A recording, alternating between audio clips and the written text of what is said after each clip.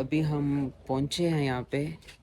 पहाड़ तो बड़े बड़े देखे हैं, लेकिन ऐसी ऊंचाई और ऐसे पहाड़ ज़िंदगी में कभी नहीं देखे। बिल्कुल सीधे और टेढ़े, ओए होए होए।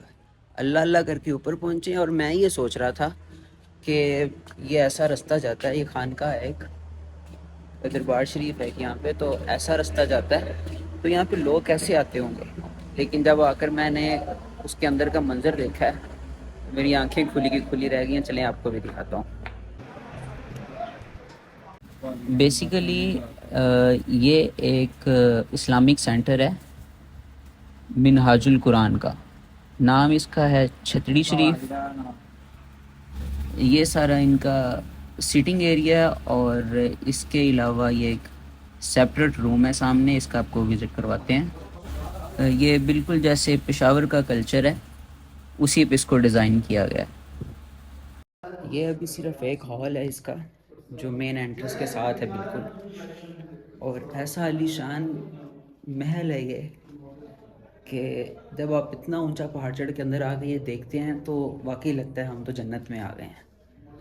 और ऐसे एड़े टेढ़े रास्तों से ये सामान सारा ऊपर लेकर आना, और ये अगर यहाँ तो ये उशाक का काम है या फिर वो दीवाने हैं। ये यहाँ का डाइनिंग हॉल है, और यहाँ पर तकरीबन 40 से 50 लोग आराम से खाना खा सकते हैं। ये यहाँ की मस्जिद है, जो कि बहुत ही खूबसूरत है। ये बिल्कुल दीवार के उस तरफ पहाड़ हैं, और ये खूबसूरत कारपेट और प्यारा सा मिंबर बना हुआ है सामने।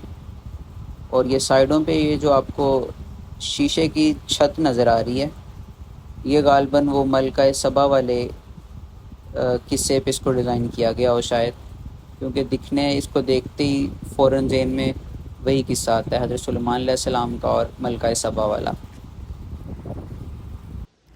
चूँकि हमारे इस टूर का नाम तरबियत व तफरीही टूर था, तो इसी सिलसिला में अल्हम्दुलिल्लाह रोज़ाना से 2-2.5 घंटे की महफ़िल होती थी टूर पे निकलने से पहले, तो जिसमें कुरान पाक की तिलावत, उसके बाद नात होती थी, फिर दुरूद शरीफ पढ़ा जाता था, फिर उसके बाद इस्लाही बयान होता था।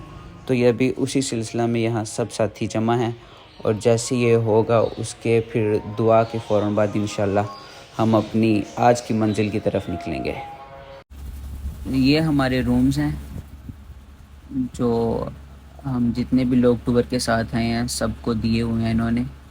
बेड, कबर्ड, अटैच वॉशरूम, और ये आपको एक प्यारा सा व्यू देते हैं ऊपर नीचे हॉल का।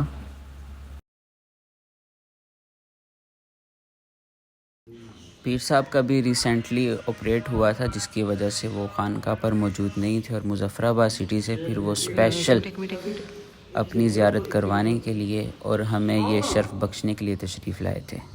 अब हम खानका से निकल रहे हैं हमारी अगली मंजिल के लिए, तो अभी तकरीबन 10-15 मिनट में यहाँ से निकल जाएंगे। तो एक आखिरी टूर जो मैं आपको यहाँ का करवा रहा हूँ।